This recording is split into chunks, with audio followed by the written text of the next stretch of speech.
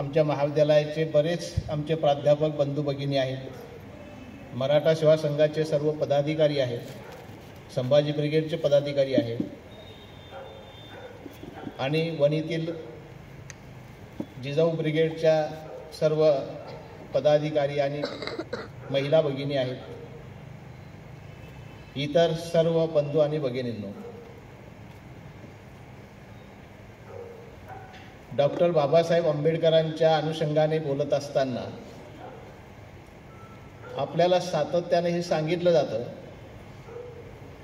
आणि आम्ही ते मानायला लागलो आहे, ही दुर्दैवाची गोष्ट आहे असं मला वाटतं. आणि म्हणून सर्वप्रथम डॉक्टर बाबासाहेब आंबेडकरांवरचा शिक्का मला या व्याख्यानातून पुसायचा आहे, जो आपल्या मनावरती मारण्यात आलेला आहे. काय सांगितलं आता सातत्याने आपल्याला की डॉक्टर बाबासाहेब आंबेडकर हे दलितांचे कैवारी आहे, घटनेचे शिल्पकार आहे आणि फार तर बाबासाहेब आंबेडकर हे दलित उद्धारक किंवा अस्पृश्यांचे कैवारी ह्या साऱ्या विशेषणांनी त्यांना गौरवलं जातं. मला असं वाटतं की ही मर्यादित ओळख आहे बाबासाहेबांची. डॉक्टर बाबासाहेब आंबेडकर एवढे छोटे नाही, आपण एवढे छोटे त्यांना करू नये. बाबासाहेब आंबेडकर काय होते हे थोडक्यात सांगायचं झाल्यास आपल्याला सांगता येईल की डॉक्टर बाबासाहेब आंबेडकर 2012 मध्ये भारतामध्ये ग्रेटेस्ट इंडियन कॉम्पिटिशन झाली. एक आंतरराष्ट्रीय सर्वे झाला की भारतातला ग्रेटेस्ट इंडियन कोण स्वातंत्र्यानंतर. तर या देशामध्ये स्वातंत्र्यानंतर ग्रेटेस्ट इंडियन म्हणून जगाने मान्यता दिलेला एकमेव व्यक्ती भारतामध्ये कोण असेल तर ती डॉक्टर बाबासाहेब आंबेडकर आहे. स्वातंत्र्यानंतर झालेली महान व्यक्ती ग्रेट इंडियन्स हे डॉक्टर बाबासाहेब आंबेडकरांना घोषित करण्यात आलंय. 2012ची गोष्ट आहे, फार दूरची नाही. डॉक्टर बाबासाहेब आंबेडकर कोलंबिया विद्यापीठामध्ये शिकले हे आपल्याला सर्वांना माहीत आहे. ह्या कोलंबिया विद्यापीठाच्या 250-300 वर्षाच्या इतिहासामध्ये कोलंबिया विद्यापीठानेच हे डिक्लेअर केलं आहे की त्यांनी 100 बुद्धिमान विद्यार्थ्यांची यादी केली त्यांच्या इतिहासामध्ये. विद्यापीठ स्थापन झाल्यापासून आतापर्यंत म्हणजे तुम्हाला विद्यार्थी जर त्यांचे सांगितले तर 4 विद्यार्थी त्यांचे अमेरिकेचे अध्यक्ष झालेले आहे आणि 18 देशांचे प्रमुख आहे त्यांचे विद्यार्थी काही. याच्यावरून आपण कल्पना करू शकता की त्या विद्यापीठाचे विद्यार्थी किती हुशार आहे. तर त्या विद्यापीठाने असं अलीकडे एक प्रसिद्ध केलं आहे की 250-300 वर्षाच्या त्यांच्या इतिहासामध्ये त्यांनी 100 बुद्धिमान विद्यार्थ्यांची यादी केली आणि त्या यादीमध्ये आपल्याला अभिमान आणि आनंद वाटला पाहिजे की डॉक्टर बाबासाहेब आंबेडकरांचं नाव पहिल्या क्रमांकावर आहे.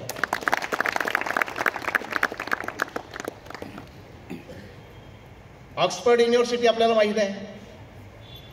हे ऑक्सफर्ड युनिव्हर्सिटीने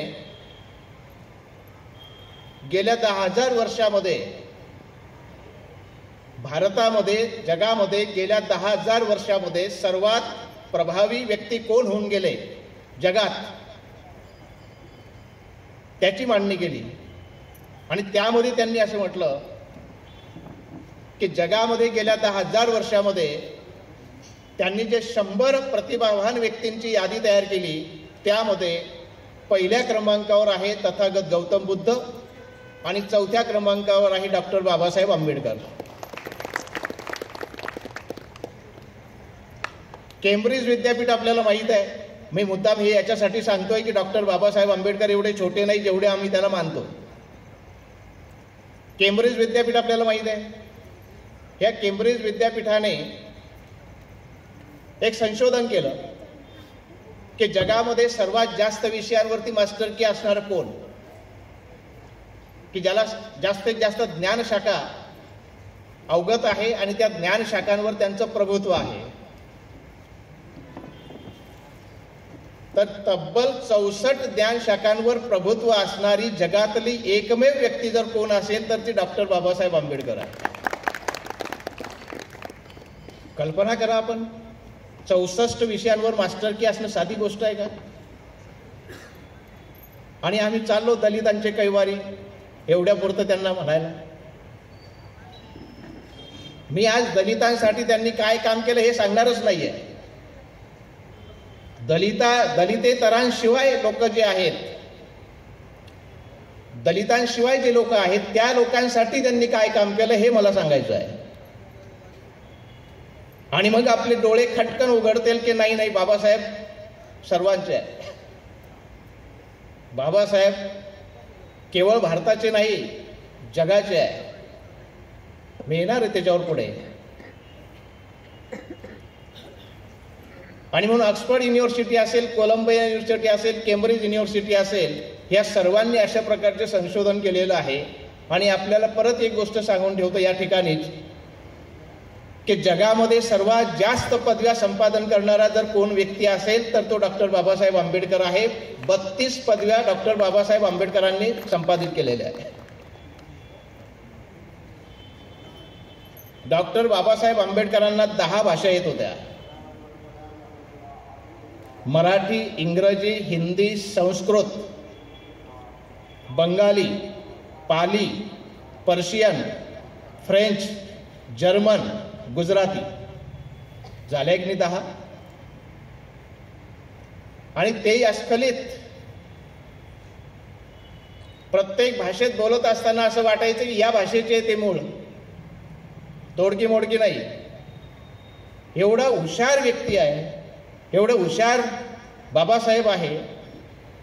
आणि म्हणून विश्वामध्ये जेवढे काही महनीय व्यक्ती झाले त्या महनीय व्यक्तींपेक्षाही डॉक्टर बाबासाहेब आंबेडकर महनीय आहे.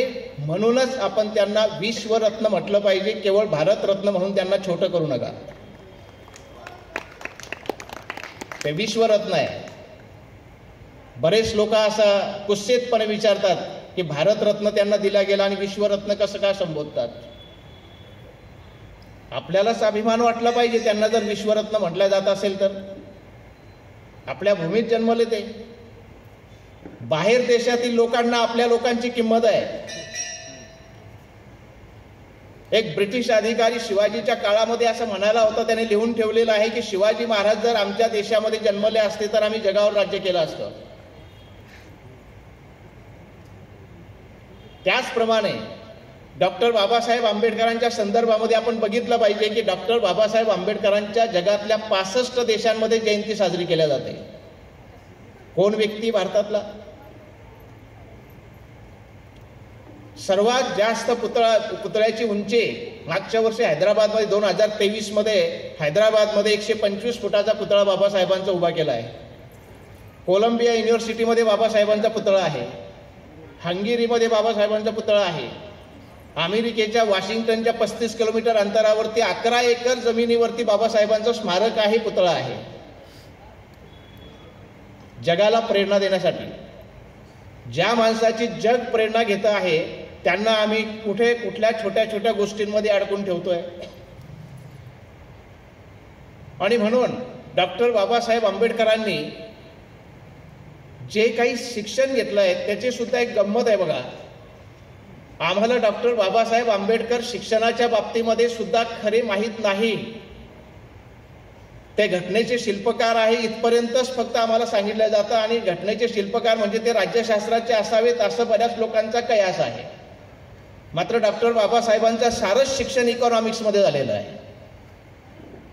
त्यांचं कोलंबिया विद्यापीठामधलं MA असेल, PhD असेल, किंवा तिकडे लंडन स्कूल ऑफ इकॉनॉमिक्स मधलं MSc असेल, DSc असेल, हे साऱ्या पदव्या डॉक्टर बाबासाहेब आंबेडकरांनी इकॉनॉमिक्समध्ये घेतलेल्या आहे. आणि आपल्याला पुन्हा सांगायला मला आनंद वाटतो, अभिमान वाटतो की डॉक्टर बाबासाहेब आंबेडकरांनी संशोधनासाठी जे विषय निवडलेले आहे ते आपल्या भारताच्या उपयोगाचे आहे. कोलंबिया विद्यापीठामध्ये MA चा प्रबंध त्यांनी जो सादर केला, त्या प्रबंधाचा विषय काय आहे? Administration and finance of east India company. त्यावेळेला ईस्ट इंडिया कंपनीचं राज्य होतं आपल्या देशामध्ये. ईस्ट इंडिया कंपनीचं फायनान्स म्हणजे वित्त आणि प्रशासन कसं होतं हे त्यांनी त्याच्यात मांडलेलं आहे. आणि त्यात भारतावर त्यांनी कसं शोषण केलंय भारताचं याची मांडणी केलेली आहे. PhDचा त्यांचा विषय काय आहे? The national dividend of India, a historical and analytical study. म्हणजे भारताचा लाभांश हे ऐतिहासिक आणि विश्लेषणात्मक अभ्यास त्यांनी केला. तो सुद्धा भारताच्या अर्थव्यवस्थेशी संबंधित आहे की भारताला काय मिळालं. MSCचा विषय कोणता आहे? तर provincial decentralisation of imperial finance in British India. म्हणजे ब्रिटिश भारतातील साम्राज्यवादी वित्ताचे विकेंद्रीकरण हा विषय त्यांनी MSCचा आहे. आणि DSCचा विषय तर एवढा महत्वाचा आहे, problem of rupees, its origin and solution. रुपयाची समस्या, त्याचा उगम आणि उपाय. आणि त्या ग्रंथावर आधारित PhDचा नंतर पुस्तकामध्ये ग्रंथामध्ये पब्लिश झालं. त्याच ग्रंथाच्या आधारावर आपल्याला सांगायला आनंद वाटतो की भारताची रिझर्व्ह बँक ऑफ इंडिया स्थापन झालेली आहे. असं उपयोगाचं संशोधन झालं पाहिजे. आणि म्हणून असं उपयोगाचं संशोधन, एवढं जागतिक स्वरूपाचं संशोधन आणि विशेष म्हणजे प्रॉब्लेम्स ऑफ रुपी हा ग्रंथ सादर करत असताना त्यांनी ब्रिटिश सरकारवर टीका केली आहे. त्याच्यात ब्रिटिश गव्हर्नमेंटचा पूर्णतः वावड काढलेला आहे. आणि त्यामुळे त्यांचा थेसिस अडला होता. त्यांचे जे त्या MA DSCचे मार्गदर्शक होते ॲडव्होकेट एडविन कॅनन, हे प्रोफेसर एडविन कॅनननी त्यांना पत्र पाठवलं की तुम्ही सरळ टीका केली आहे ब्रिटिश सरकारवरती आणि तुमच्या देशावर अजून ब्रिटिश सरकार आहे, त्याच्यामुळे याच्यात चेंज करा. यांनी सांगितलं की निष्कर्ष बदलणार नाही, ढाचा बदलणार नाही, मायनर चेंजेस करतो. आणि म्हणून मायनर चेंजेस करून जसाचा तसा ग्रंथ पुन्हा सबमिट केला आणि त्यांना DSC मिळालेली आहे. आपल्या देशावर ज्याचं राज्य आहे त्याच्यावर टीका करणं सोपी गोष्ट नाही. त्यांनी टीका करून तो ग्रंथ सबमिट केला आणि त्याच्यावर त्यांना DSCची पदवी सुद्धा मिळालेली आहे. एवढं धाडस डॉक्टर बाबासाहेब आंबेडकरांमध्ये होतं. बाबासाहेबांनी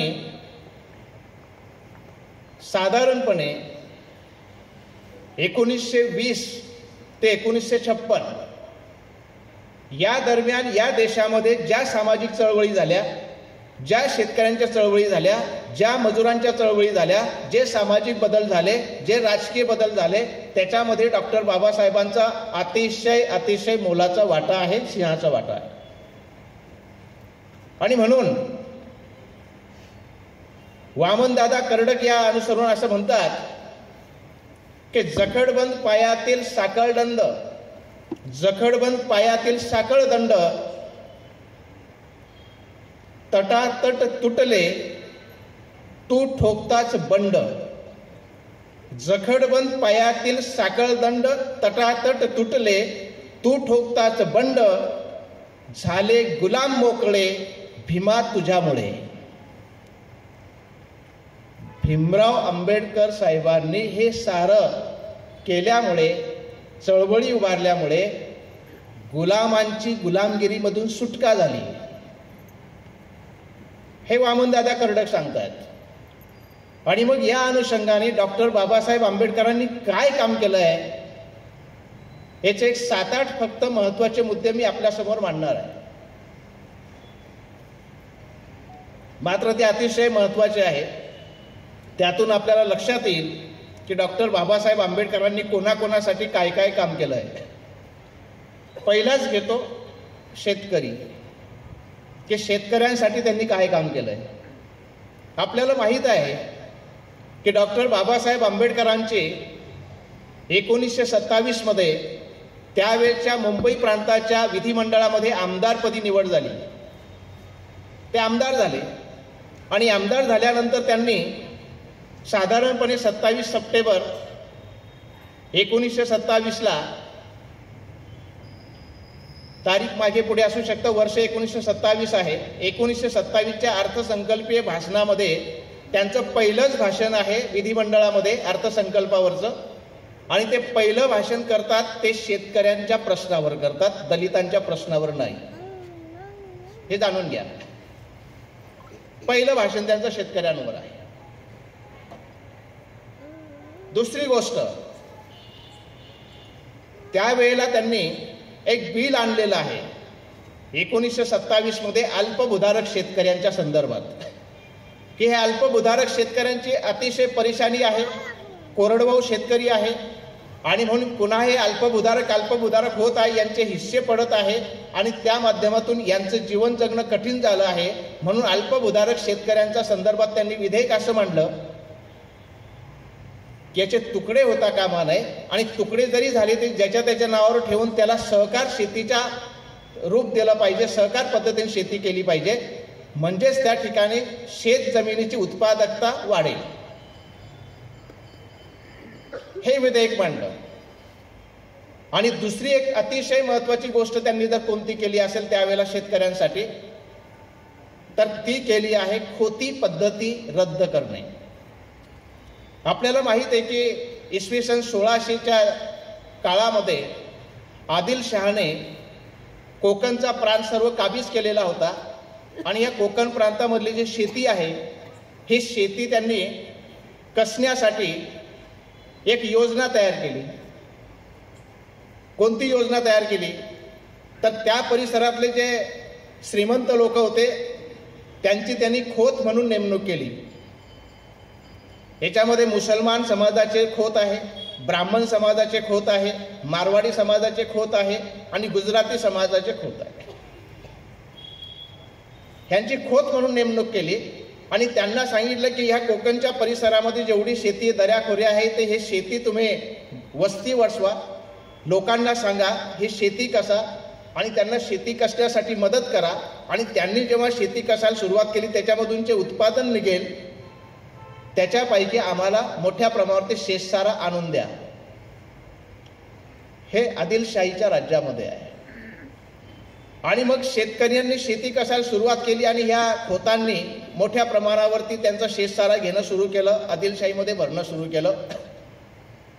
पेशवाई जेव्हा आली तेव्हा पेशवाईने यांना सनदा दिल्या खोतांना, म्हणजे अधिकृत झालं पुन्हा. आणि मग खोतांची हिंमत वाढली आणि खोतांनी 60-70% डिव्हिडंडच्या स्वरूपात त्या साऱ्याच्या स्वरूपात त्यांच्याकडून उत्पादन घ्यायला सुरुवात केली. त्यानंतर ब्रिटिश आले आणि ब्रिटिशांनी खोती पद्धतीचा कायदाच करून टाकला. ते पेशव्यांच्याही पुढे गेले आणि मग कायद्यानुसार खोती पद्धती सुरू झाली. मोठ्या प्रमाणावर ते शेतकऱ्यांचं शोषण व्हायला लागलं आणि मग याला विरोध करण्यासाठी महात्मा ज्योतिबा फुल्यांपासून काही प्रयत्न झाले.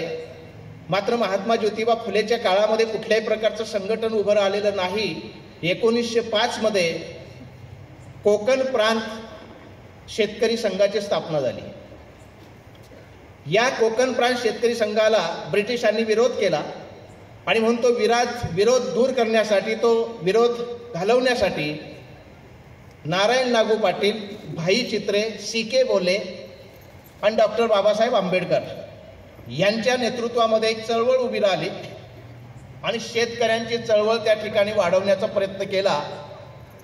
याला विरोध म्हणून शेतकऱ्यांचा संप घडवण्यात आला. आणि आपल्याला हे सांगायला पाहिजे की 1933 ते 1939 तब्बल 7 वर्ष खोती पद्धती विरुद्ध हा संप चालला. जगातला सर्वात जास्त काळ चालणारा हा संप आहे शेतकऱ्यांचा. एवढा काळ अजून संप चाललेला नाही. मग त्या दरम्यान बाबासाहेब आंबेडकरांनी काय केलंय ते ही खोती पद्धती रद्द झाली पाहिजे म्हणून त्यांनी वारंवार पाठपुरावा केला. मात्र सरकार ऐकत नव्हतं. 1937 मध्ये त्यांनी विधिमंडळामध्ये बिल आणलं. त्या बिलाला प्रचंड विरोध केला खोतांनी आणि ते बिल पास होऊ शकलं नाही. त्यांनी दरम्यान 10 जानेवारी 1938ला मुंबई विधिमंडळावरती 25,000 शेतकऱ्यांचा मोर्चा काढला. त्यावेळेला आणि बाळासाहेब खेर जेव्हा मुख्यमंत्री होते त्यांना निवेदन दिलं आणि निवेदन दिल्यानंतर त्यांनी जे भाषण केलं ते अतिशय महत्त्वाचं आहे. तेव्हा डॉक्टर बाबासाहेब आंबेडकर असं म्हणाले की तुमचं हे जे संघटन आहे हे संघटन जातीभेद धर्मभेद विरहित असलं पाहिजे. याच्यात जातीपाती आणू नका, धर्म आड आणू नका. ज्या ज्या चळवळींमध्ये धर्म आड आला किंवा जाती आड आला ते संघटन कोलॅप्स झालेलं आहे. त्यामुळे आपण जातीभेद बाजूला ठेवला पाहिजे आणि सर्व शेतकरी एक जात आहे, शेतकरी जात म्हणून आपण त्या ठिकाणी राहिलं पाहिजे, तरच तुमचं संघटन यशस्वी होऊ शकेल असं डॉक्टर बाबासाहेब आंबेडकर त्या ठिकाणी म्हणतात. आणि त्यांना जाणीव करून देतात की तुमचे हितकर्ते कोण, तुमचे शोषणकर्ते कोण हे ओळखा. श्रीमंत किंवा उद्योजक व्यापारी हे तुमचे हितकर्ते असू शकत नाही. तर यांनी सांगितलं ते हितकर्ते का असू शकत नाही, तर त्यांनी अतिशय महत्त्वाचं उदाहरण दिलं आहे. ते म्हणाले की तुम्ही कधी उंदीर आणि मांजर यांची मैत्री झालेली बघितली आहे का? तुम्ही कधी साप आणि मंगूस यांची मैत्री झालेली बघितली आहे का? ज्या अर्थी या दोघांची मैत्री होऊ शकत नाही त्या अर्थी भांडवलदारांच्या पाठिंब्यावर निवडून आलेलं सरकार तुमचं कल्याण करणार आहे का? आणि आजही तीच अवस्था आहे. आजही भांडवलदार थैली देतो, शेतकरी थैली देऊ शकत नाही. आणि म्हणून भांडवलदारांनी थैली दिल्यामुळे सरकार येतं आणि सरकार आल्यानंतर भांडवलदारांच्या हिताचेच कायदे पास करतं. आजही जे 3 कृषी कायदे सरकारने पास केलेले आहे ते 3 कृषी कायदे भांडवलदारांच्या हिताचे आहेत, शेतकऱ्यांच्या हिताचे नाहीत. हे मी आपल्याला स्पष्टपणे सांगू इच्छितो. याचं कारण असं आहे मित्रांनो की हे कायदे आले 2020 मध्ये, मात्र अदानींनी 2017 पासूनच गोडाऊन बांधणं सुरू केलेलं आहे आणि 1000 गोडाऊन बांधले अदानींनी पूर्ण देशामध्ये. अत्यावश्यक वस्तूंचा कायदा 55 जो आहे तो रद्द केलेला आहे. या कायद्यात दुरुस्तीच्या नावाने तो रद्द करण्यात आलेला आहे आणि नवीन कायदा आला त्याच्यामध्ये कुठलाही शेतमाल साठवण्याची आता मर्यादा ठेवलेली नाही. त्यामुळे व्यापारी प्रचंड प्रमाणावर ते शेतकऱ्यांकडून माल खरेदी करेल, तो गोडाऊनमध्ये साठवून ठेवेल, कृत्रिम टंचाई निर्माण करेल आणि बाजारपेठेमध्ये सर्वसामान्य ग्राहकांना तोच तांदूळ, तोच गहू, तोच डाळी, तेच कांदे बटाटे अतिशय महाग दराने विकण्याचा यांचा प्लॅन. हे आपण लक्षात घेतलं पाहिजे. आणि म्हणून भांडवलदारांच्या भरोशावरती निवडून आलेलं सरकार तुमचं कल्याण करू शकत नाही असं डॉक्टर बाबासाहेब आंबेडकर त्या भाषणामध्ये सांगतात. आपल्याला हे सांगितलं पाहिजे की शेतकऱ्यांच्या कल्याणासाठी या देशामध्ये सर्वात जास्त काम जर कोणी केलं असेल तर शिवाजी महाराज, महात्मा ज्योतिबा फुले, छत्रपती शाहू महाराज, डॉक्टर बाबासाहेब आंबेडकर आणि नंतर नंबर लागतो डॉक्टर भाऊसाहेब देशमुख. या 5 लोकांनी जेवढं काम शेतकऱ्यांसाठी केलं तेवढं कोण्याही राजकारण्याने, कोण्याही समाज सुधारकांनी केलेलं नाही. हे आपण लक्षात घेतलं पाहिजे. आणि म्हणून शेतकऱ्यांच्या संदर्भात त्याचं काम अजोड आहे. आणि शेतकरी फक्त दलित जातीचे नाहीत हे कृपया लक्षात घ्या. किंबहुना त्यावेळेला दलितांकडे शेतीच नव्हती. शेतकरी होते तर ते ब्राह्मण सुद्धा शेतकरी होते, मुसलमान शेतकरी होते, गुजराती शेतकरी होते, मारवाडी शेतकरी होते आणि मराठा शेतकरी होते. कुठे दलितांसाठी काम आहे? सर्व लोकांसाठी काम आहे. दुसरं काम त्यांचं काय आहे? दुसरं काम आहे त्यांचं जलमंत्री म्हणून काम. डॉक्टर बाबासाहेब आंबेडकर ब्रिटिशांच्या सरकारमध्ये 1942 ते 46 4 खात्याचे मंत्री होते. ते जलमंत्री होते, बांधकाम मंत्री होते, ऊर्जा मंत्री होते आणि मजूर मंत्री होते. हे 4 खात्याचे मंत्री होते. त्यांनी जलमंत्री असताना काम काय केलं? आपल्याला माहिती आहे डॉक्टर बाबासाहेब आंबेडकर हे जाणून होते की या देशातले प्रश्न शेतकऱ्यांचे जर मिटवायचे असेल तर शेती बागायती झाली पाहिजे, शेतीला पाणी मिळालं पाहिजे. कोरडवाहू शेतीचं प्रमाण जास्त आहे. कोरडवाहू शेती निसर्गाच्या भरोश्यावर आहे आणि शेतीला जर चांगले दिवस आणायचे असेल तर शेतीमध्ये इरिगेशन वाढलं पाहिजे. म्हणून त्यांनी पहिलं जर काम कोणतं केलं असेल तर पूर्ण भारताचा सर्वे केला आणि भारतामध्ये नद्या कोणत्या कोणत्या आहेत, कोणत्या नदीला किती पाणी येतं, कुठल्या नदीवरती धरण बांधता येऊ शकतं, हे सर्व अभ्यास केल्यानंतर त्यांनी केंद्रीय जल आयोगाची स्थापना केली पहिल्यांदा. या केंद्रीय जल आयोगाचा अध्यक्ष आहे प्रोफेसर A.N. खोसला, पहिला अध्यक्ष. आणि डॉक्टर बाबासाहेब आंबेडकरांनी खोसलावरती जबाबदारी सोपवली आणि त्यांना मार्गदर्शन करून सांगितलं की आपल्याला भारतामध्ये इरिगेशन वाढवायचं आहे. आणि पहिला प्रयत्न जर कोणता झाला असेल तर त्यांनी अमेरिकेमध्ये जाऊन अभ्यास केला आणि अमेरिकेमध्ये जे टेनेसी खोरं आहे ते टेनेसी खोरं कसं डेव्हलप झालं याचा अभ्यास केल्यानंतर टेनेसी खोरं ज्या अभियंत्याने डेव्हलप केलं त्याच इंजिनियरला भारतात पाचारण केलं आणि त्याला सांगितलं की आम्हाला सुद्धा दामोदर नदीवरती दामोदर घाटी प्रकल्प उभा करायचा आहे, दामोदर खोरं बनवायचं आहे, तुम्ही आराखडा तयार करून द्या. दामोदर नदी बिहारमध्ये उगम पावते आणि पश्चिम बंगालमध्ये हुगळी नदीला मिळते. या दामोदर नदीला जो पूर येत होता तर त्या पुरामुळे बिहारी त्रस्त होता आणि पश्चिम बंगाली त्रस्त होता, दोन्ही राज्य त्रस्त होते आणि पुराच्या माध्यमातून भयंकर हानी होत होती. त्यामुळे डॉक्टर बाबासाहेब आंबेडकरांनी पहिलं काम ते केलं की त्यांनी दामोदर खोरे डेव्हलप करण्याचं काम हाती घेतलं. त्यानंतर मध्य प्रांत, उत्तर प्रदेश आणि बिहार यांचा समन्वय घडवून सोन नदी प्रकल्प उभा केला. त्याचप्रमाणे ओरिसा नेहमीसाठी महानदीच्या पुरामुळे ग्रस्त राहत होता आणि म्हणून या महानदीच्या पुराच्या माध्यमातून ओरिसा सतत पूरग्रस्त राहत असल्यामुळे प्रचंड नुकसान होत होतं. डॉक्टर बाबासाहेब आंबेडकरांनी महानदीवरती हिराकुंड प्रकल्प उभा केला आणि ह्या हिराकुंड प्रकल्प उभा करून ओरिसाला कायमस्वरूपी पुरापासून मुक्त केलं आहे आणि त्या परिसरातली शेती इरिगेटेड केली.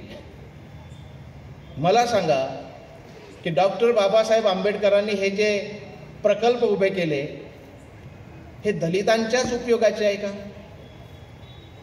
की देशातल्या सर्वांच्या उपयोगाचे आहे? मग कसे काय ते दलितांचे कैवारीच असू शकतात? त्याचं साऱ्या भारत देशाचे कैवारी आहे, साऱ्या भारत देशाला त्यांनी मदत केली आहे. आणि म्हणून जलमंत्री असताना त्यांचं अतिशय हे महत्त्वाचं काम आपल्याला दिसून येतं. एवढंच नाही, हे तीनच प्रकल्प नाही तर त्यांनी पंजाबमध्ये काही धरणं बांधली, आंध्र प्रदेशमध्ये काही धरणं बांधली, केरळमध्ये काही धरणं बांधली, उत्तर प्रदेशमध्ये काही धरणं बांधली. आणि आणखी एक आपल्याला सांगितलं पाहिजे की अलीकडे आपल्याला असं सांगितलं जातं की नदी जोड प्रकल्पाची संकल्पना अलीकडची आहे. मुळात नदी जोड प्रकल्प संकल्पना डॉक्टर बाबासाहेब आंबेडकरांची आहे. त्यांनी त्यावेळेला सांगितलं होतं की उत्तरेतल्या ज्या हिमालयामधल्या नद्या आहेत त्यांना पूर येतो, उन्हाळ्यामध्ये बर्फ वितळतं आणि बर्फ वितळल्यानंतर त्या नद्यांना पूर येतो, त्यामुळे अनेक लोकांची हानी होते. आणि इकडे दक्षिणेकडच्या नद्यांमध्ये पाणी नसतं, त्यामुळे दक्षिण कोरडा आहे आणि उत्तर पुराने ग्रस्त आहे. बाबासाहेब आंबेडकर म्हणतात की आपण दक्षिण आणि उत्तर ह्या सर्व नद्या एकमेकाला जर जोडल्या तर पूर्ण भारतामध्ये पाणी खेळेल आणि काही राज्यांची पुराच्या माध्यमातून सुटका होईल आणि काही राज्यांची कोरड्या दुष्काळापासून सुटका होईल. हे नळीजोड प्रकल्पाची संकल्पना आहे. पूर्ण झाली नाही तेव्हा सरकारने मदत केली नाही, त्यामुळे नदीजोड प्रकल्प जागेवर राहिला. आणखी एक प्रकल्प डॉक्टर बाबासाहेब आंबेडकरांनी आखला होता, तो सुद्धा पूर्णत्वास आला नाही आणि त्याचे परिणाम आपण आजही भोगतो आहे. तो प्रकल्प आहे कोसी नदीवरचा. बिहारला अजूनही त्रास होतो. कोसी नदीला पूर आला तर बिहार अख्खं त्याच्यामध्ये संकटग्रस्त होतं. त्यावेळेला कोसी नदीवर सुद्धा प्रकल्प उभा राहिला पाहिजे असं डॉक्टर बाबासाहेब आंबेडकरांचा आग्रह होता, मात्र तो प्रकल्पही पूर्ण झाला नाही. त्याचे परिणाम आपण आज भोगतो आहे. आणि म्हणून हे सर्व जल प्रकल्प जे आहे हे डॉक्टर बाबासाहेब आंबेडकर जलमंत्री असताना त्यांनी पूर्ण केलेले आहे. त्यांनी ते पुढाकार घेतलेला आहे. म्हणून आपल्याला हे लक्षात घेतलं पाहिजे, मंत्री असावा तर असा असला पाहिजे. जलमंत्री म्हणून त्यांनी छाप निर्माण केली आहे पूर्ण भारतावर, पूर्ण देशावर. दुसरं आहे ऊर्जा मंत्री. ऊर्जा मंत्री म्हणून त्यांचं काम काय? ऊर्जा मंत्री म्हणून काम करत असताना त्यावेळेला आपल्या देशात किती ऊर्जा निर्माण होते, कशापासून निर्माण होते, किती गरज आहे याची काहीही आकडेवारी नव्हती. डॉक्टर बाबासाहेब आंबेडकरांनी सर्वात पहिले केंद्रीय तांत्रिक ऊर्जा मंडळाची स्थापना केली, जे आज तुम्ही MSCP म्हणतात तसं वीज मंडळ, वीज अथॉरिटी. ह्या वीज अथॉरिटीची स्थापना केली आणि त्यांना सांगितलं की आपल्या देशामध्ये वीज निर्माण करण्याचे सोर्सेस कोणकोणते आहेत. पेट्रोलपासून किती तयार करता येते, कोळशापासून किती तयार करता येते, पाण्यापासून किती तयार करता येते, हवेपासून किती तयार करता येते हे शोधा आणि गरज किती आहे हे शोधा.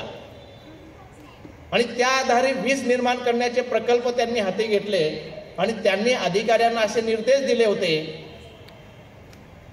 वीज मंत्री आहे 42 ते 46 आणि निर्देश काय देतात ते की भारताला 2000 इसवी सनापर्यंत वीज किती निर्माण करावी लागेल, किती वीज लागेल याचा आराखडा आज तयार करा.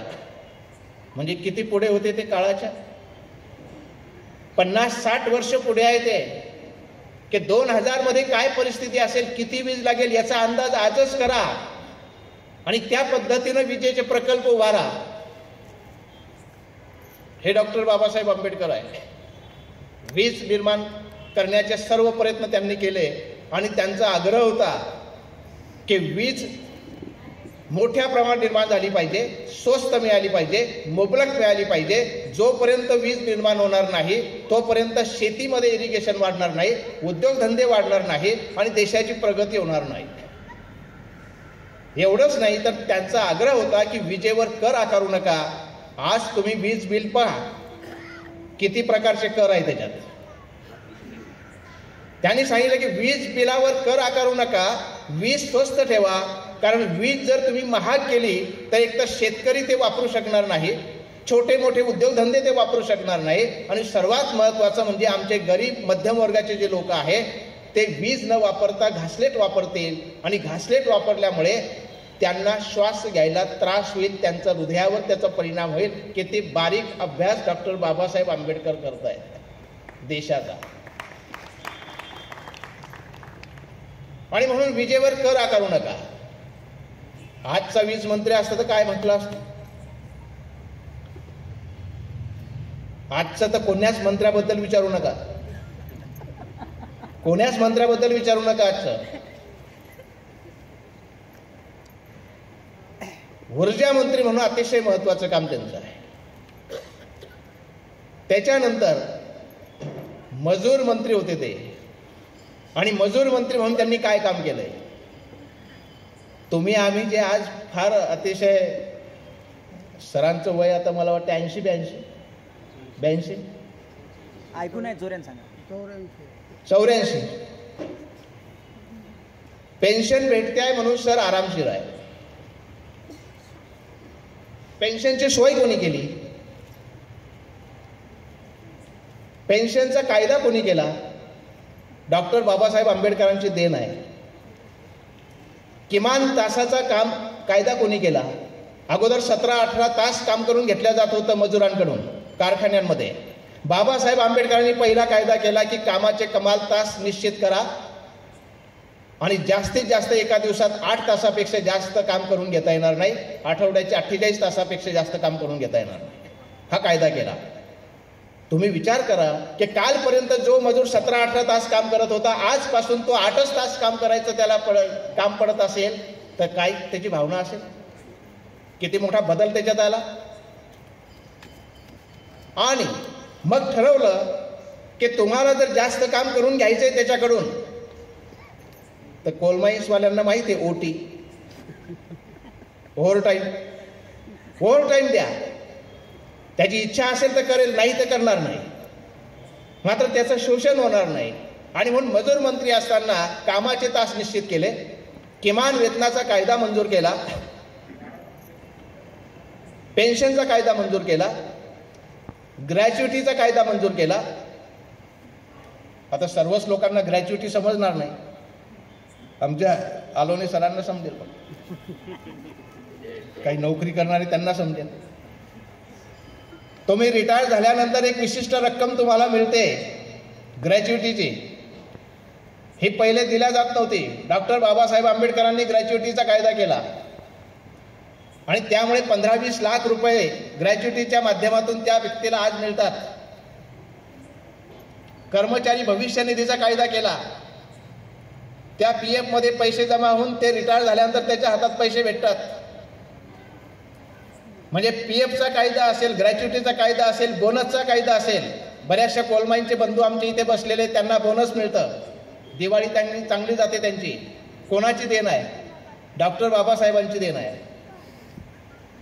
आणि मग हे सर्व बोनस असेल, किमान तास असतील किंवा मजुरीचा विषय असेल, पेन्शनचा विषय असेल, ग्रॅच्युइटीचा विषय असेल, हे फक्त का दलितांसाठी होतं काय? हे तर साऱ्या लोकांसाठी आहे ना. मग कसे काय दलितांच्याच कैवारी? जरा अभ्यास करायला पाहिजे. आपण बोलताना नाही, आपण त्यांना छोटं करतोय. आणि म्हणून मजूर मंत्री असताना हे सर्व गोष्टी त्यांनी केलेल्या आहे.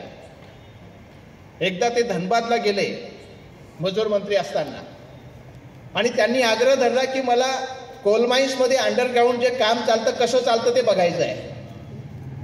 आणि ते आतमध्ये गेले तर आतमध्ये तब्बल 400 फूट आतमध्ये गेले. 400 फूट आतमध्ये गेल्यानंतर त्यांना थोडंसं धाप लागली, श्वास घ्यायला त्रास व्हायला लागला. आणि मग त्रास व्हायला लागल्यानंतर त्यांना जाणवलं की इथे ऑक्सिजनची कमतरता आहे. त्यांनी बघितलं की तेवढ्या खाली 400 फूट खोलवर खाली गरोदर स्त्रिया काम करताना बघितल्या. तुम्ही कल्पना करा की ज्या स्टेजमध्ये स्त्रीला बेड रेस्ट सांगितलं जातं, त्या स्टेजमध्ये ती स्त्री 400 फूट आतमध्ये काम करते. काय अवस्था असेल तिची? डॉक्टर बाबासाहेब आंबेडकर वर आले आणि ते संतापले, म्हणाले की त्या मायमाऊल्यांना, गरोदर स्त्रियांना तुम्ही इतक्या खोलवरती काम दिलंय, मला श्वास घ्यायला त्रास होतोय, त्या गरोदरबाईचं काय होत असेल. म्हणून याच्यानंतर कुठल्याही स्त्रीला अंडरग्राऊंडमध्ये काम द्यायचं नाही, दुसरे कामं तिला द्यायचे. आणि आणखी एक स्त्रियांसाठी बाबासाहेबांनी केलं की स्त्रियांना रात्रपाळीला कामाला लावायचं नाही, दिवसा काम द्यायचं. आणि आणखी एक महत्वाची सुधारणा केली की त्यावेळेला स्त्री म्हटलं की कमी वेतन आणि पुरुष म्हटला की जास्त वेतन. समान काम समान वेतन हे धोरण बाबासाहेबांनी आणलं. ते सर्वात पहिले कोलमाईसाठी लावलं आणि त्यानंतर अन्य उद्योगांमध्ये लावलं. आमच्या सर्व माय बहिणींसाठी कायमची तरतूद करून ठेवली. आणि पुन्हा स्त्रियांना सांगू इच्छितो की गरोदरपणात आराम मिळाला पाहिजे म्हणून प्रसूतीच्या पूर्वी 10 आठवडे आणि प्रसूतीनंतर 4 आठवडे भर पगारी रजा मिळण्याची तरतूद बाबासाहेब आंबेडकरांनी तुमच्यासाठी केली. तुम्ही लाडक्या बहिणी म्हणून त्या लाडक्या भावाचं नाव घेतलं पाहिजे नेहमीसाठी. आजकालच्या हातूर लाडक्या बहिणीच्या योजना राबवण्याऐवजी डॉक्टर बाबासाहेब आंबेडकरांनी कायमस्वरूपी ह्या बहिणींची व्यवस्था करून ठेवली आहे. त्यामुळे गरोदरपणात त्यांना भर पगारी रजा घेता येते आणि त्यांना आरामात आपलं बाळंतपण करता येते. हे आपण लक्षात घेतलं पाहिजे. आणि मी अनुभव काय करतो की ह्या स्त्रिया बाबासाहेबांचं नाव घेतलं की तोंड वाकडं करतात की बाबासाहेब आंबेडकरचं कार्यक्रम आम्हाला काय केलं नाही त्याच्याशी. आपल्याला वाटलं पाहिजे की आपल्यासाठी काय केलंय त्यांनी. हे तुमचे गैरसमज दूर करण्यासाठीच मी आलोय आज, बाकी काही नाही. की आपल्या डोक्याचे गैरसमज घालून ठेवले आहे ते दूर करण्यासाठी. आणि म्हणून मजूर मंत्री असताना अशा प्रकारचं कामं त्यांनी केले. त्यानंतर त्यांनी काम कोणासाठी केलंय? ओबीसी साठी. ओबीसी साठी काम काय आहे?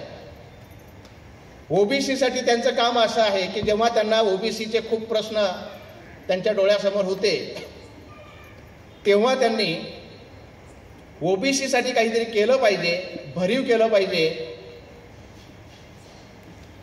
आता घटनेमध्ये एक तरतूद त्यांनी करून ठेवली आहे. आपल्याला माहित आहे की एससी आणि एसटीच्याही अगोदर घटनेमध्ये 340 कलम ओबीसी साठी घातलंय. एससी एसटीच्या अगोदर जर बाबासाहेब आपल्या समाजाचे बघितलं असतं हित तर पहिले SC साठी घेतलं असतं कलम, पहिले OBC साठी 340, आणि या 340 कलमामध्ये त्यांनी असं लिहून ठेवलंय, संविधान सभेचं मंजूर करून घेतलं संविधान सभेकडून, की या कलमानुसार देशाचा राष्ट्रपती एक आयोग नेमेल आणि त्या आयोगाच्या माध्यमातून OBCचे प्रश्न काय आहे याची मांडणी करेल आणि OBCचे प्रश्न सोडवण्यासाठी त्या आयोगाकडून काम केलं जाईल, अशा प्रकारची तरतूद 340च्या कलमामध्ये बाबासाहेबांनी केली. हे घटना आहे 1947ची. मग आता घटना लागू झाली, 49ला त्यांनी सुपूर्द केली, 26 नोव्हेंबरला 50ला ती लागू झाली. लागू झाल्यानंतर ही त्या OBCच्या प्रश्नावर काही होत नव्हतं. त्यामुळे डॉक्टर बाबासाहेब आंबेडकर पंतप्रधानांना भेटले आणि सांगितलं की घटनेमध्ये अशी मान्यता आपण घेतलेली असताना सुद्धा OBCच्या प्रश्नावर तुम्ही अजून आयोग नेमलेला नाही. त्यांनी चालढकल केली आणि चालढकल करत आहे हे बाबासाहेबांच्या जेव्हा लक्षात आलं तेव्हा आपल्याला सांगितलं पाहिजे की OBCचे प्रश्न सुटत नाही, OBC साठी आयोग बसवला जात नाही, OBC बांधवांचे प्रश्न जसेच तसे ठेवलेले आहेत, त्यामुळे मला या मंत्रिपदावर राहण्याचा नैतिक अधिकार नाही. म्हणून बाबासाहेब आंबेडकरांनी 27 सप्टेंबर 1951 रोजी आपल्या मंत्रिपदाचा राजीनामा दिला. कायदे मंत्रिपदाचा. कोणासाठी राजीनामा दिला? दलितांसाठी दिला का? OBC साठी दिला. मात्र आमचे OBC बांधव 14 एप्रिलची जयंती असली बाबासाहेबांची तर जातात का? नाही जात. आपण समजून घ्या थोडेसे. आणि म्हणून बाबासाहेबांनी राजीनामा दिला. 52चे इलेक्शन लागले, सार्वत्रिक निवडणुका, आणि 52च्या इलेक्शनमध्ये डॉक्टर बाबासाहेब आंबेडकरांनी आपल्या जाहीरनाम्यामध्ये लिहिलं की आमची जर सत्ता आली तर आम्ही OBC आयोग स्थापन करू. तेव्हा मग पंडित जवाहरलाल नेहरूंचे डोळे उघडले आणि हे बाबासाहेबांनी जसं लिहिलं तसं पंजाबराव देशमुख OBCचे सर्वात मोठे नेते बाबासाहेबाला जाऊन भेटले. ही गोष्ट पंडित नेहरूंना कळाली आणि पंडित नेहरूंना वाटलं की आता पंजाबराव देशमुख सारखे एक लोक जर जाऊन भेटले डॉक्टर बाबासाहेब आंबेडकरांना तर त्यांची ताकद वाढेल आणि काँग्रेसची ताकद कमी होईल, त्यामुळे हे प्रॉब्लेमॅटिक आहे. आणि म्हणून मग त्यांनी 52चं इलेक्शन झाल्याबरोबर काकासाहेब कालेलकर यांच्या अध्यक्षतेखाली एक OBC आयोग आणला. OBC आयोग आणल्यानंतर 29 जानेवारी 1953ला त्यांनी तो आयोग आणला. त्या आयोगाने 2 वर्षे खूप मेहनत घेतली आणि साधारणपणे 30 मार्च 1955 रोजी कालेलकर आयोगाने गव्हर्नमेंटला म्हणजे राष्ट्रपतीला आपला रिपोर्ट सादर केला. त्याच्यात खूप चांगल्या तरतुदी होत्या. जेव्हा रिपोर्ट वाचला डॉक्टर राजेंद्र प्रसादांनी, मी जे काही बोलतोय ना ते writing and speech of doctor Babasaheb Ambedkar आणि इतर ग्रंथ याच्याच आधारावर आहे. एकही शब्द जर याच्यातला इकडचा तिकडचा असेल तर मला दाखवून द्यायचे. सर्व ग्रंथ वाचा, त्याच्यात हे सारं भेटेल. हवेतले एकही शब्द नाही याच्यात. डॉक्टर राजेंद्र प्रसादांनी रिपोर्ट वाचला आणि वाचल्यानंतर पंडित नेहरूंना फोन केला की हे तुम्ही बघितलं का रिपोर्ट काकासाहेब कालेकरने दिलेला? हे कालेलकर रिपोर्ट काय म्हणतोय? OBCचे एवढे सारेचे सारे प्रश्न सोडवण्यासाठी हा रिपोर्ट आहे. हा रिपोर्ट स्वीकारणं धोक्याचं आहे. नेहरूंनी वाचला. नेहरूंनी कालेलकर साहेबांना बोलावून घेतलं आणि सांगितलं की तुम्ही रिपोर्ट दिला, चांगलं केलं, मात्र आता तुम्हीच एक काम करा, हा रिपोर्ट स्वीकारता येणार नाही असं तुम्ही सांगा. आणि मग दुसऱ्याच दिवशी 31 मार्च 1955 रोजी काकासाहेब कालेलकरांनी 31 पानी स्वतंत्र निवेदन रिपोर्टला दिलं आणि म्हटलं की मी जरी या आयोगाचा अध्यक्ष असलो, माझ्या अध्यक्षतेखाली जरी हा रिपोर्ट तयार करण्यात आला असला तरी हा रिपोर्ट स्वीकारू नये असं माझं मत आहे. आणि कारण काय दिलं? हा रिपोर्ट जर स्वीकारला तर बहुजनांना ओबीसी वर्गातील लोकांना नोकऱ्यांमध्ये मोठ्या प्रमाणावर ते संधी मिळेल, शिक्षणामध्ये संधी मिळेल आणि उच्चवर्णीयांच्या शिक्षणावरती गदा येईल, त्यांच्या नोकऱ्यांवरती गदा येईल. त्यामुळे हा रिपोर्ट स्वीकारू नये. लिहिलेला हे सर्व वाचून घ्या.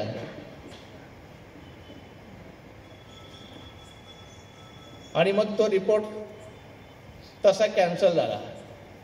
पुढे त्याच्यावर काहीही चर्चा झाली नाही. पुढे मग 77 मध्ये तिकडे इंदिरा गांधीचं सरकार कोलॅप्स झाल्यानंतर मोरारजी देसाई आले आणि मोरारजी देसाईजवळ ही शिष्टमंडळ परत गेलं की बाबा हे ओबीसी आयोग तुम्ही पुनर्जीवित करा. तर त्यांनी सांगितलं की अब ओबीसी आयोग जो है पिछला वो पुराना हो गया कमिशन, अभी नया कमिशन बिठाएंगे.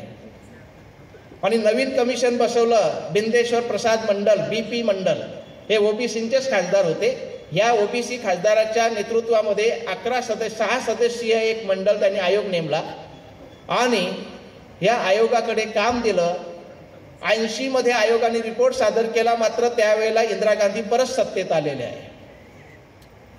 पुन्हा इंदिरा गांधींनी रिपोर्ट 80 ते 89 पर्यंत दडपून ठेवलाय काँग्रेस सरकारने. VP सिंगचं सरकार आलं. VP सिंगच्या सरकारने परत तो रिपोर्ट काढला आणि तो 7 ऑगस्ट 1989 लागू करण्याची घोषणा केली. ते BJPच्या पाठिंब्यावर होते. त्यामुळे मंडल विरुद्ध कमंडल अशा प्रकारची लढाई सुरू झाली. त्यांची रथयात्रा त्यांनी लक्ष विचलित करण्यासाठी रामरथयात्रा काढली. ती रथयात्रा बिहारमधील लालू प्रसादने अडवली. त्याच्यानंतरचं काय महाभारत झालं हे तुम्हाला माहीत आहे, पुढे सांगत नाही. ओबीसी आयोग असाच हा झाला आहे. VP सिंगांनी प्रयत्न केले होते. थोड्याफार प्रमाणात त्या ठिकाणी काहीतरी आपल्याला त्याच्यातून मिळालं. ओबीसी साठी एवढं काम केल्यानंतरही ओबीसी वर्ग जर म्हणत असेल की डॉक्टर बाबासाहेब आमचे नाहीत, हा कृतज्ञपणा आहे. हा कृतज्ञपणा होईल. आणि म्हणून डॉक्टर बाबासाहेब आंबेडकर केवळ दलितांचे कैवारी नसून ते ओबीसींचे सुद्धा हितकर्ते होते, हे आपल्याला लक्षात घेतलं पाहिजे. त्यानंतर स्त्रियांसाठी काम काय आहे, काही थोडंसं मी सांगितलं. आता स्त्रियांसाठी खऱ्या अर्थानं काम, त्यांचं काम काय आहे, तर स्त्रियांसाठी अतिशय महत्वाचं काम जर त्यांनी कोणतं केलं असेल तर ते हिंदू कोड बिलचं आहे. अनेक लोकांना अजूनही हिंदू कोड बिल म्हणजे काय माहीत नाही. तेव्हा आमच्या भगिनींना असं चेतवण्यात आलं, असं विरोधामध्ये पेटवण्यात आलं म्हणजे इथे पुरुषही आहे स्त्रियाही आहे. मी नम्रपणे सांगतो की आपल्या देशाची संस्कृती ही पुरुष सत्ताक आहे आणि पुरुष प्रधान संस्कृती असल्यामुळे कोणत्याही घरातल्या पुरुषाला स्त्रीला अधिकार मिळाले पाहिजे असं मनापासून वाटत नाही. हिंदू कोड बिल मात्र स्त्रियांना अधिकार देणारं कोड बिल होतं, विधेयक होतं. आणि हे विधेयक पास झालं तर स्त्रियांना अमाप अधिकार मिळतील, स्त्रिया वरचढ होतील. म्हणून पुरुषांनी स्त्रियांना आपापल्या स्त्रियांना सांगितलं की हे विधेयक तुमच्या बिलकुल फायद्याचं नाही, रस्त्यावर येऊन विरोध करा. घराघरातल्या स्त्रिया विरोध करायला लागल्या. जसं मंडल आयोगाचं झालं होतं ना, की मंडल आयोग कोणासाठी आहे तर एससींसाठी आहे असं गैरसमज पसरवण्यात आला बहुजनांच्या डोक्यात. आणि बहुजन ज्याच्या फायद्याचं मंडल आयोग होतं तेच विरोध करायला लागले. तसं स्त्रियांच्या फायद्याचं हिंदू कोड बिल आहे. मात्र स्त्रियांना सांगण्यात आलं की हे तुमच्या हिताचं नाही, याच्यामध्ये तुमचं नुकसान आहे. आणि म्हणून स्त्रिया विरोध करायला लागल्या. हिंदू कोड बिलमध्ये काय आहे, 4-5 गोष्टी सांगतो तुमच्या लक्षात येईल. पतीच्या संपत्तीत पत्नीला अधिकार मिळणे. स्त्रीधन जे तुम्ही म्हणता माहेरून येतं ते स्त्रीधनवरती पत्नीचाच अधिकार असणे. आपल्या बापाच्या संपत्तीमध्ये भावाच्या बरोबरीने हिस्सा मिळणे वडिलोपार्जित संपत्तीत. सर्वात महत्वाचं म्हणजे सांगितलं पाहिजे द्विभार्या प्रतिबंधक कायदा. कल्पना करा बरं, एखाद्या नवऱ्याला 2 बायका असल्या तर काय होईल, त्या दुसऱ्या बायकोचं काय, पहिली बायको जी आहे तर दुसरी आणली तर काय होईल. बाबासाहेबांनी तरतूद केली की द्विभार्या प्रतिबंधक, कोणालाच दुसरं लग्न करता येणार नाही. एक बायको जिवंत असताना दुसरी करता येणार नाही. किती मोठं संरक्षण दिलं. द्विभार्या प्रतिबंधक कायदा म्हणजे एक पत्नीवर तर आलं पाहिजे. रामराज्य म्हणता तुम्ही, मग रामराज्यासारखं वागा, रामासारखं. एक पत्नीवर तर राहा, दुसरी बायको करायची नाही. हे भगिनींना त्या ठिकाणी एक प्रकारे मोठी सोय करून ठेवली. त्याचप्रमाणे स्त्रियांना आपला वारस ठरविण्याचा अधिकार, स्त्रियांना दत्तक घेण्याचा अधिकार, स्त्रियांना दत्तक घेतलेला जो मुलगा आहे किंवा मुलगी आहे त्याला वडिलोपार्जित संपत्तीमध्ये अधिकार देण्याचा अधिकार. जर त्या दत्तकाने आपल्या आईचा सांभाळ केला नसेल तर किंवा वडिलोपार्जित संपत्तीमध्ये आईला बेदखल करत असेल तर त्याला कायद्याने प्रतिबंध, म्हणजे दत्तक घेतला पण तोही बदलून जातो कधी कधी. हे साऱ्या गोष्टी बाबासाहेब आंबेडकरांनी स्त्रियांसाठी केल्या आणि स्त्रियांना एक प्रकारे गुलामीतून बाहेर काढण्याचं काम बाबासाहेब करत होते. दुर्दैवाने स्त्रियांनी आपल्या पायावर धोंडा पाडून घेतलेला आहे हिंदू कोड बिलाला विरोध करून. जर हिंदू कोड बिल मंजूर झालं असतं तेव्हा तर स्त्रियांचे आज जशी प्रगती आहे ही प्रगती कितीतरी वर्ष अगोदर सुरू झाली असते. नंतर नेहरूंनी हळूहळू हिंदू कोड बिलाचे एक कलम आपल्या देशामध्ये लागू करण्याचा आपण बघतोय. त्याचे काही फायदे आमच्या भगिनींना भेटले आणि त्या काहीतरी आता करायला लागलेल्या आहे. मात्र जेव्हा 47 मध्ये हे बिल याच्या संसद सभेमध्ये आणलेलं होतं, संविधान सभेत आणलेलं होतं, त्याच्यावर 2-3 वर्ष चर्चाच झाली नाही बरोबर.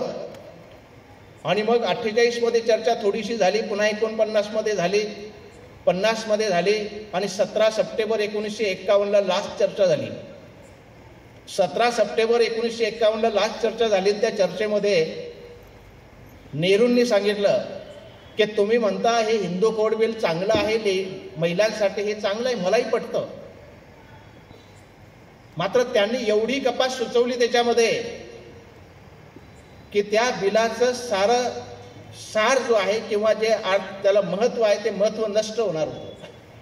हे बाबासाहेब आंबेडकरांनी बघितलं आणि त्यांनी सांगितलं की हे कपात सुचवण्यापेक्षा तुम्ही नामंजूर करा आणि माझ्या मंत्रिपदाच्या कार्यकाळामध्ये हे स्त्रियांच्या हिताचं असणारं अतिशय महत्त्वाचं बिल पास होत नाही म्हणून बाबासाहेबांनी कायदे मंत्रिपदाचा राजीनामा दिलेला आहे. स्त्रियांसाठी दिला, दलितांसाठी दिला नाही, पुन्हा अधोरेखित करतो. मात्र आमच्या स्त्रिया पुन्हा बाबासाहेबांचा कार्यक्रम म्हटला की तोंड वाकडे करतात. हे आपण जरा लक्षात घेतलं पाहिजे. म्हणून स्त्रियांसाठी हे काम लोकसंख्या नियंत्रणाच्या संदर्भातलं त्याचं महत्वाचं काम आहे. बाबासाहेब आंबेडकर पुढचं पाहत होते. मी मगाशी बोललो 1920 मध्ये आपल्या देशामध्ये रघुनाथ धोंडो कर्वे हे संतती नियमाच्या माध्यमातून लोकसंख्या कंट्रोल करण्याचा प्रयत्न करत होते. आणि त्याच दरम्यान अमेरिकेमध्ये 1921 मध्ये काम करणारी मार्गारेट सॅंगर, त्यांनी अमेरिकेत काम केलं होतं पॉप्युलेशन कंट्रोलच्या संदर्भामध्ये. ती भारतात आली 1935 मध्ये.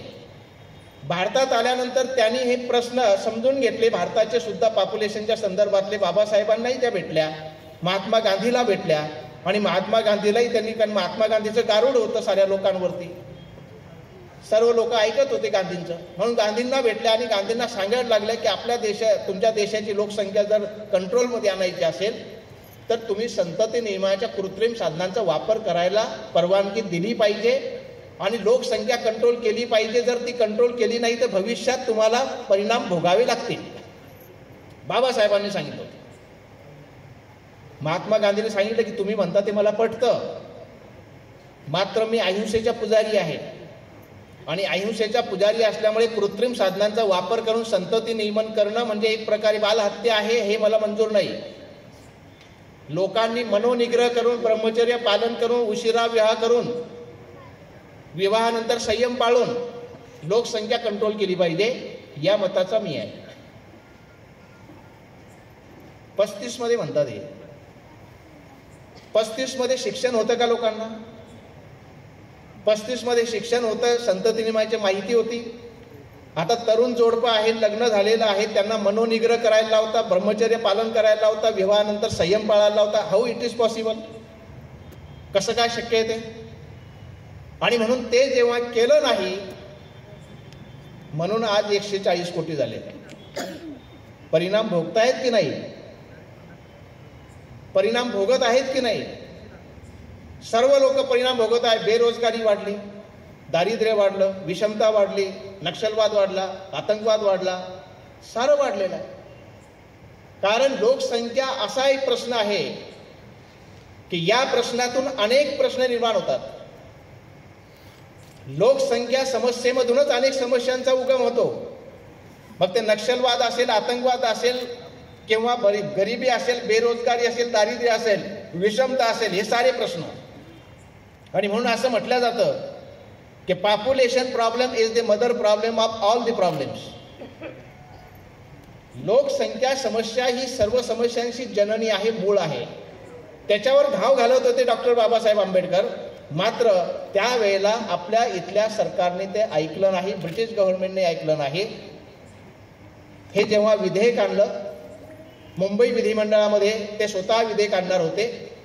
मात्र त्यांचे प्रतिनिधी त्या दिवशी उपस्थित राहू न शकल्यामुळे त्यांचे एक प्रतिनिधी होते, त्यांचे आमदार होते पी.जी. रोहन नगरचे. त्यांनी मुंबई विधिमंडळामध्ये हे विधेयक आणलं, अशासकीय विधेयक. आणि त्याच्यात सांगितलं सरकारला की या अशासकीय विधेयकाच्या माध्यमातून आम्ही असं सांगू इच्छितो की देशामध्ये संतती नियमाच्या साधनांचा वापर करून देशाची लोकसंख्या कंट्रोल करावी, अन्यथा भविष्यामध्ये याचे गंभीर परिणाम भोगावे लागतील. हे सभागृहाने विचारात घ्यावं. त्यावेळेला जे ब्रिटिश अधिकारी होते, संसदेचे सभापती म्हणू त्याला आपण, त्यांनी महात्मा गांधी म्हणतात तशा प्रकारचा मनोनिग्रह करून लोकसंख्या कंट्रोल करता येईल या गोष्टीचे, या विधेयकाचं या ठिकाणी काही काम नाही, अशी भूमिका घेतली. त्यावेळेला सभागृहामध्ये 175 आमदारांपैकी 63 आमदार होते त्या दिवशी. 63 आमदारपैकी 11 आमदार बाबासाहेबांच्या पक्षाचे होते आणि 52 आमदार इतर पक्षांचे, काँग्रेस आणि इतर पक्षांचे होते. 11 विरुद्ध 52 अशा प्रकारे हा ठराव फेटाळण्यात आला. आणि पुन्हा भारतातल्या लोकांनी आपल्याच पायावर धोंडा पाडून घेतलेला आहे. ते विधेयक तेव्हा जर पास झालं असतं तर भारताची लोकसंख्या 100 कोटीच्या आत असते. कारण त्याच वेळेला बाबासाहेबांनी सांगितलं होतं की हे जर तुम्ही पाळलं नाही तर येत्या 60-65 वर्षामध्ये भारताची लोकसंख्या 100 कोटीच्या वर गेलेली असेल. हे बाबासाहेब केव्हा म्हणतात? 35 मध्ये. आणि मी अर्थशास्त्राचा प्राध्यापक आहे. तर 1901ची लोकसंख्या आपली 102 कोटी आहे. म्हणजे किती परफेक्ट अंदाज आहे बाबासाहेबांचा. त्यांनी म्हटलं की 65 वर्षामध्ये 100 कोटी होईल. तर बरोबर 100 कोटीच्या ओलांडली त्यांनी. आणि म्हणून बाबासाहेबाला दूरचं दिसत होतं, हे आपण समजून घेतलं नाही. आणि त्यामुळे लोकसंख्या नियंत्रणाचा कायदा आला नाही. त्यामुळे आज 100 कोटी आपण छाती फुगून सांगतो की 140 कोटी का देश. अरे पण 80 कोटी गरीब आहेत त्याच्यात. तुम्हीच फुकट अन्नधान्य देतात ना. आणि पुन्हा गर्वाने सांगतात की 80 कोटी लोकांना आम्ही मोफत अन्नधान्य देतो. मोफत कोणाला द्यायचं काम पडतं? गरीबाला की श्रीमंताला? ज्या अर्थी मोफत अन्नधान्य 80 कोटी लोकांना तुम्ही देताय त्या अर्थी 80 कोटी लोक या देशातले याच्यामध्ये BPL मध्ये आहे, बिलो पॉवर्टी लाईन मध्ये आहे, गरिबीमध्ये आहे. आणि दुसरीकडे आपण म्हणतो की देश महासत्ता होणार.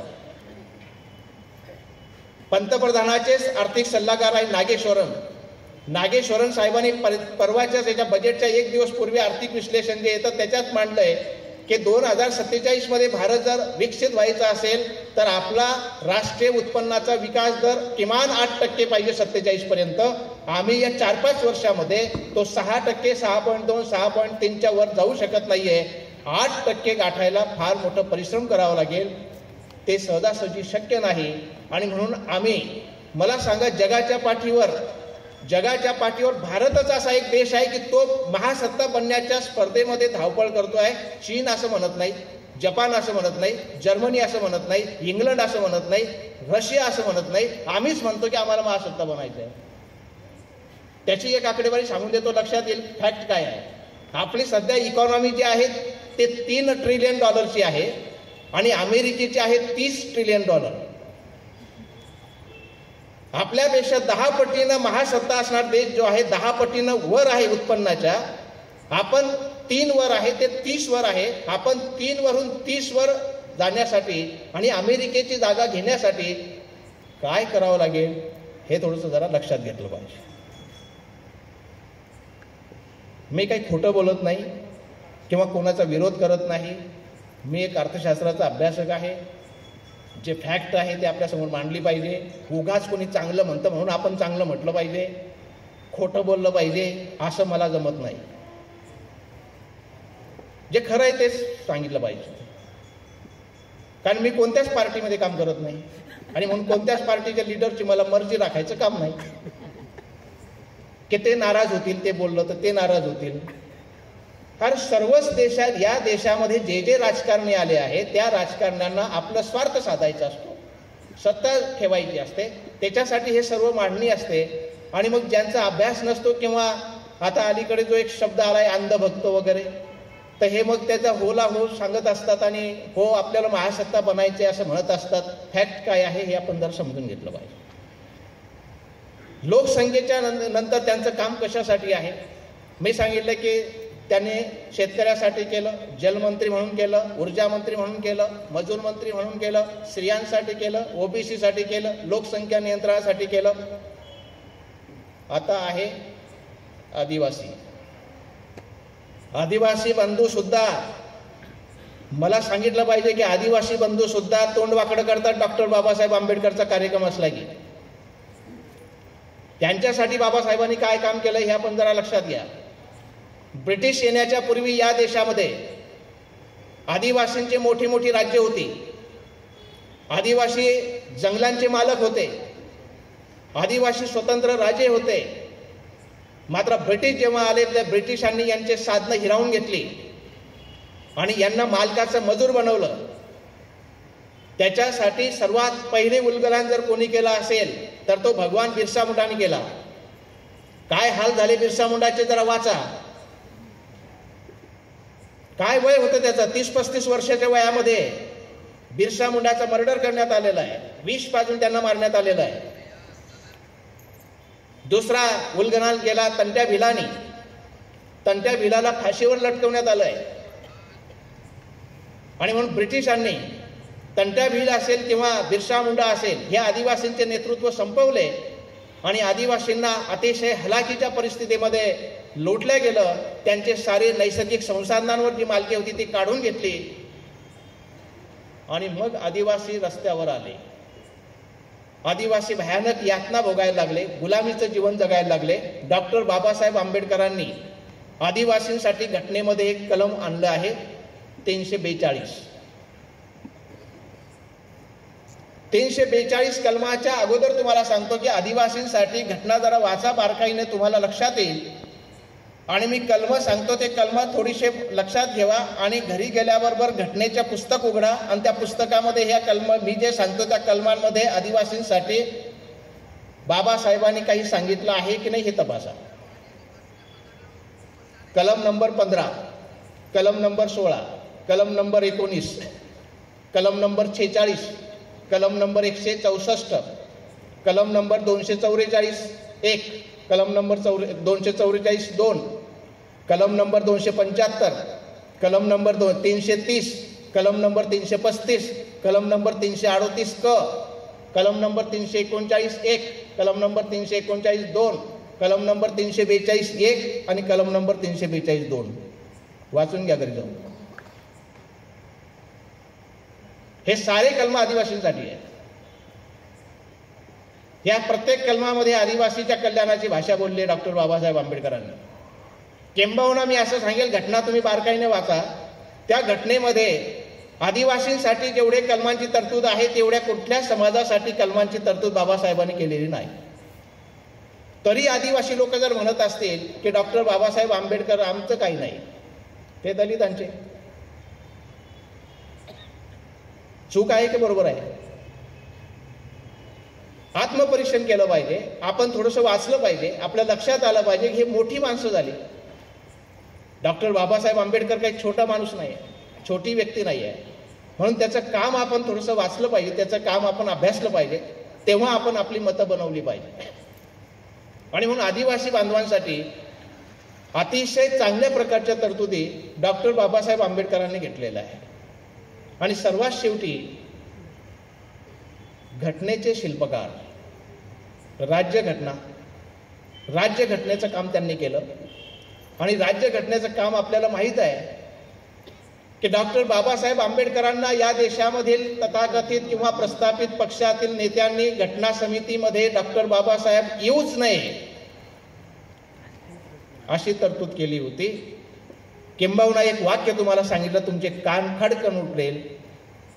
सरदार वल्लभभाई पटेल असे म्हणाले होते की डॉक्टर बाबासाहेब आंबेडकरांचे संविधान सभेमध्ये येण्याचे सर्व दरवाजे आणि खिडक्या आम्ही बंद करून टाकल्या आहे,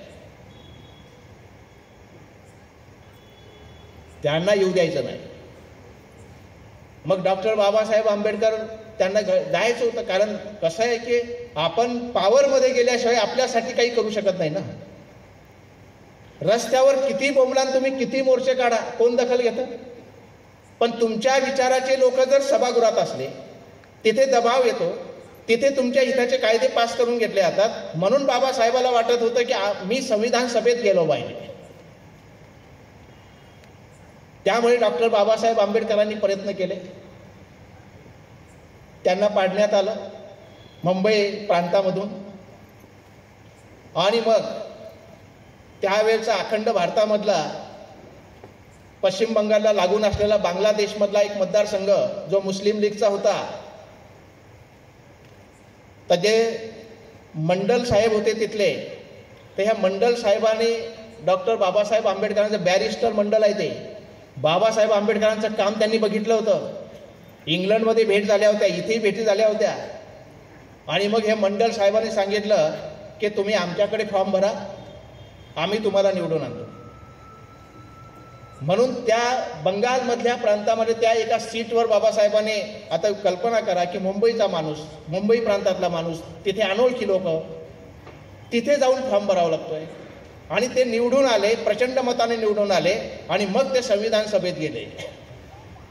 संविधान सभेत गेल्यानंतर सुरुवातीचा त्यांचा हेतू मर्यादित होता की माझ्या समाजासाठी मी काम करासाठी इथे जायची इच्छा आहे माझी. मात्र तिथे गेल्यानंतर संबंध भारतभरातील लोकांचे प्रश्न, स्त्री असेल, पुरुष असेल, ओबीसी असेल, आदिवासी असतील, सारे ह्या सर्वांचे प्रश्न आहे. आणि म्हणून बाबासाहेबांच्या डोक्यातला संकुचित विचार बाजूला राहतो आणि ते म्हणतात की मी आता भारताच्या लोकांच्यासाठी इथे आलो आहे. आणि म्हणून त्यांनी काम करायला सुरुवात केली. काम करायला सुरुवात केल्यानंतर देशातल्या प्रस्थापित मोठमोठ्या नेत्यांच्या लक्षात आलं की आता घटना जर चांगली बनवायची असेल तर बाबासाहेबाशिवाय पर्याय नाही. दरम्यान 47 मध्ये देशाची फाळणी होते. आणि देशाची फाळणी झाल्यानंतर यांचा मतदारसंघ हा पाकिस्तानमध्ये जातो. पुन्हा बाबासाहेबांची पंचायत होते की आता कसं करायचं. त्यामुळे त्यावेळेला मात्र काँग्रेसमधले मोठे पुढारी पंडित जवाहरलाल नेहरूंनी स्वतः फोन केला बाळासाहेब खेरांना की मुंबई प्रांतातली एखादी जागा खाली करा.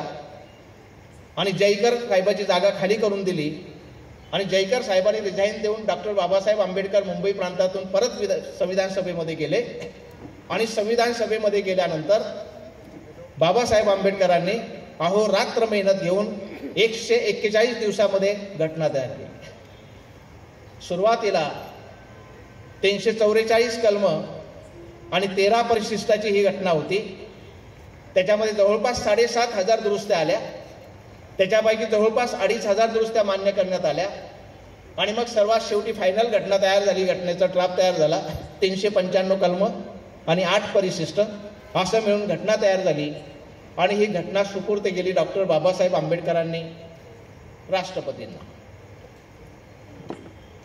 एक दिवस अगोदर घटना सुपूर्द करण्याच्या एक दिवस 26 नोव्हेंबरला ती घटना दिली 49ला. 25 नोव्हेंबर 1949ला त्यांचं 55 मिनिटाचं भाषण आहे संविधान सभेमध्ये केलेलं. ते भाषण अतिशय अतिशय महत्वाचं आहे, सुवर्णाक्षरात लिहून ठेवण्यासारखं भाषण आहे. त्या भाषणामध्ये ते असं म्हणतात, सार त्याचा असं आहे की मी घटना तयार केली, मात्र मला एक शंका आहे, माझ्या मनामध्ये काही प्रश्न आहे की आता देश 26 जानेवारी 1950ला पूर्णपणे स्वतंत्र होईल, मात्र या देशाचं स्वातंत्र्य अबाधित राहील की नाही याबद्दल मला शंका आहे. कारण आजपर्यंत आपले परंपरागत शत्रू जात, धर्म, भेद, लिंग हे सर्व आपले परंपरागत शत्रू आहे. याच्यामध्ये पुन्हा नवीन शत्रूंची भर पडणार आहे. ते नवीन शत्रू म्हणजे वेगवेगळ्या विचारसरणीचे राजकीय पक्ष.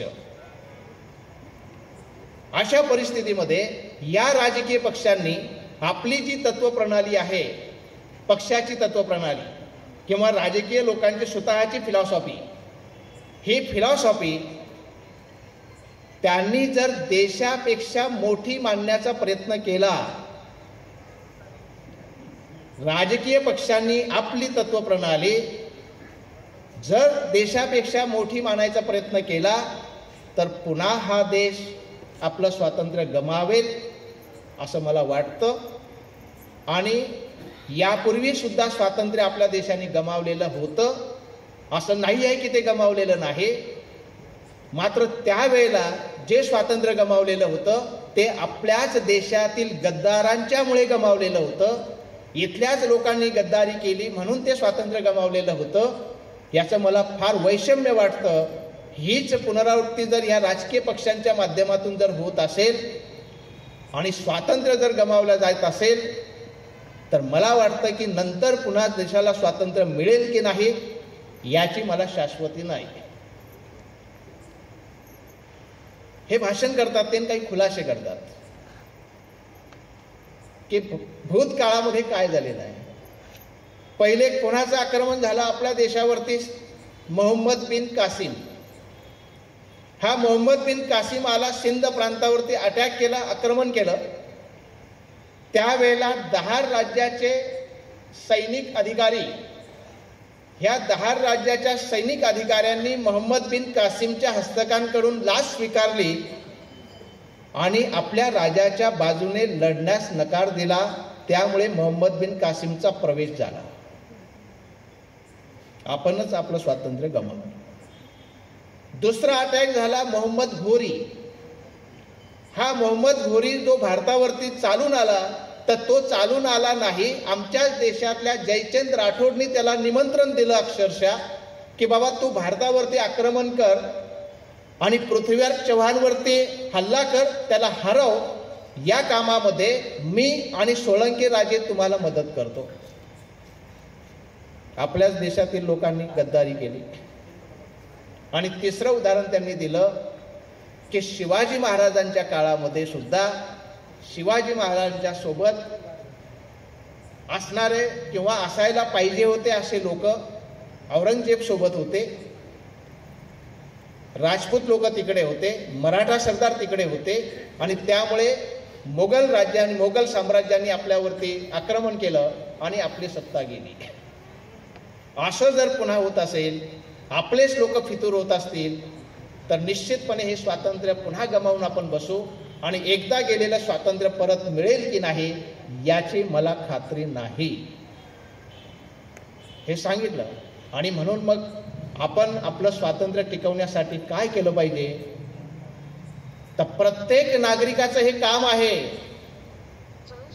की आपल्या घटनेचं संरक्षण कसं झालं पाहिजे हे बघितलं पाहिजे आणि आपल्या देशाचं स्वातंत्र्य कसं टिकेल या संदर्भात प्रत्येकाने आपले प्राणाची बाजी लावायचं काम पडलं तरी चालेल. मात्र माझं स्वातंत्र्य धोक्यात येणार नाही असं प्रत्येकाच्या मनात घर करून राहिलं पाहिजे. जेव्हा आपल्या देशावरती एखादा कोणी टीका करतो तेव्हा जर आपल्याला आनंद वाटत असेल, तर आपल्यासारखे हितशत्रू कोणी नाही, आपल्यासारखे मूर्ख कोणी नाही असं मला वाटतं. जपानमध्ये गेल्यानंतर तुम्ही जपानला जर नाव ठेवायचा प्रयत्न केला किंवा जपानच्या एखाद्या नागरिकाला जपान असं आहे तसं आहे असं जर म्हणायचा प्रयत्न केला, तर जपानी नागरिक ऐकून घेत नाही. एवढा जपानच्या लोकांमध्ये स्वतःच्या देशाबद्दल निष्ठा आहे, राष्ट्रनिष्ठा आहे. ती राष्ट्रनिष्ठा जोपर्यंत प्रत्येक भारतीयाच्या मनामध्ये येणार नाही तोपर्यंत भारतीयांचं स्वातंत्र्य हे सुरक्षित आहे की नाही याच्यामध्ये शंका आहे. आणि म्हणून डॉक्टर बाबासाहेब आंबेडकरांनी केवळ दलितांसाठी काम केलेलं नाही, त्यांनी समाजातल्या साऱ्या घटकांसाठी काम केलेलं आहे. आणि म्हणून हे आपण सर्व गांभीर्याने समजून घेतलं पाहिजे. डॉक्टर बाबासाहेब आंबेडकर काही नाचण्याचा गाण्याचा विषय नाही आहे. रॅल्यांमध्ये सुद्धा आमच्या भावांनी, बंधूंनी लक्षात घेतलं पाहिजे की डॉक्टर बाबासाहेब आंबेडकर हा नाचण्याचा विषय नाही, तो डोक्यात घेण्याचा विषय आहे. आणि म्हणून असे कार्यक्रम वारंवार झाले पाहिजे. लोकांना डॉक्टर बाबासाहेब कळले पाहिजे खरे बाबासाहेब काय आहे, काय केलं बाबासाहेबांनी, हे लोकांना जेव्हा कळेल तेव्हा प्रत्येक घरामध्ये डॉक्टर बाबासाहेब आंबेडकरचा फोटो असेल. देव आहेत आपले ते भलाई म्हणत होते की मला देव मानू नका, मात्र देवासारखं ज्यांनी काम केलं त्याला देवाची उपमा आपण देतो. एखाद्या माणूस जेव्हा देवासारखं काम करतो आपण त्याला म्हणतो की हा देव माणूस आहे. म्हणून डॉक्टर बाबासाहेब आंबेडकर प्रत्येकाच्या घरात, प्रत्येकाच्या मनात असलं पाहिजे असं मला वाटतं. शेवटी जाताना फक्त 1-2 ओळी मला आठवतात, ते म्हणतो आणि मी माझी रजा घेतो. त्या 2 ओळी अशा आहे की हवेचा वेग नव्हता, हवा वेगाची नव्हती, हवेपेक्षाही त्यांचा वेग होता. हवा वेगाची नव्हती, हवेपेक्षाही त्यांचा वेग होता. अन्याय अत्याचार दूर करण्याचा त्यांचा इरादा नेक होता. अन्याय अत्याचार दूर करण्याचा त्यांचा इरादा नेक होता. असा रामजी बाबांचा लेख भीमराव आंबेडकर लाखात नाही तर जगात एक होता, जगात एक होता. आपण मला ऐकून घेतलं त्याबद्दल सर्वांचे आभार, आयोजकांचे आभार. या ठिकाणी थांबतो. जय हिंद, जय भीम, जय हिंद, जय महाराष्ट्र, जय भारत.